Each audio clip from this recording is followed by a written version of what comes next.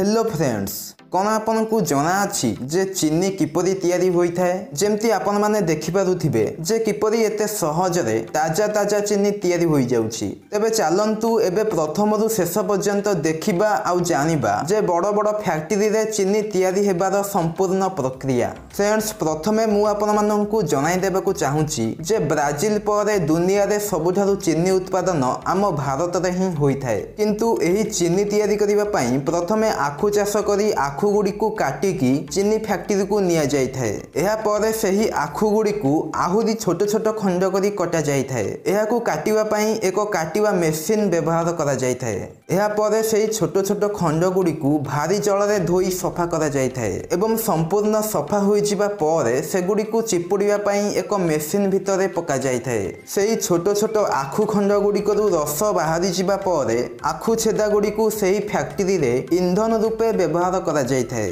एही आखु छेदा गुड़िक एते पावरफुल होइथाए जे चीनी फैक्ट्री रे जेते भी ईंधन दरकार होइथाए सबुजाक ईंधन आखु छेदा गुड़िक ही पूरण करिथाए। आखु रसरु आखु छेदा को अलगा करिया पई जे मेसिन व्यवहार करा जाए से मेसिन रो नाम हेउछि मिल हाउस।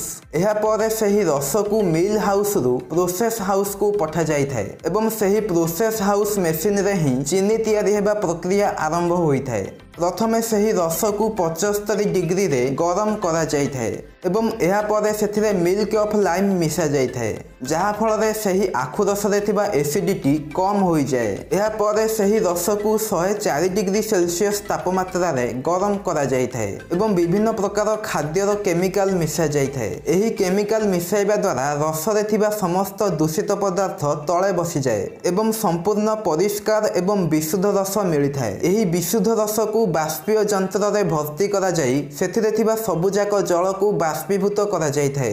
एहा द्वारा सही रस शिरा रे परिणत होई जाए एवं सही शिरा को अत्यधिक गरम करा जाई 7 दिन पर्यंत स्टॉक करी रखा जाय थाए जेमती सेथिरे टिके हेले भी पवन न बाजिबो एवं 7 दिन परे सेगुड़िक बड़ बड़ खंड रे परिणत होई जाय थाए एवं सही खंड गुड़ी को एक छांच माध्यम रे छोट छोट दाना रे परिणत करा जाय थाए एवं सही चीनी को देसी चीनी बोली कहा जाए जहाँ देखिबाकू प्राय माटिया रंगर होइथाए एवं एही चीनी को निम्न धरणर चीनी बोली कहा जाए। संपूर्ण धला रंगर चीनी पाइबा पई एही माटिया चीनी को पुणी पानी रे पकाई तरल करा जाय थाए एवं सेथिरे किछि फूड केमिकल मिसा जाय थाए जहाँ फल रे जेमती चीनीर रंग संपूर्ण धला होई जिवो। एहा परे पुणी ताकू गरम करा जाई स्टॉक करी रखा जाए एवं सेगुड़िक सुखी बड़ बड़ खंड रे परिणत होई जिबा परे सही खंड गुड़ी को एक छांच माध्यम रे छोट छोट दाना रे परिणत करा जाय थाए। एहा परे सही दाना गुड़ी को गरम पवन साहाय्य रे संपूर्ण सफा करा जाय थाए एवं शेष में मिली थाए संपूर्ण परिष्कार धला चीनी। तो फ्रेंड्स, आपण माननकु आमर एही भिडियोटी किपरि लागिला कमेंट करी निश्चय जनांतु। जदि आपनकु एही भिडियोटी पसंद आसी थाए एवं किछि शिखिबाकू मिली थाए तेबे एही भिडियो को गोटे लाइक देबा पई जम्मा भी भूलंतु नाही एवं एपरि आहुरी अधिक भिडियो देखिबा पई जदि आपण एजाय हम यूट्यूब चैनल को सब्सक्राइब करि नाहंती तेबे एबे ही सब्सक्राइब करि दियंतु एवं ऑल नोटिफिकेशन बेल को मध्य ऑन करि दियंतु। धन्यवाद।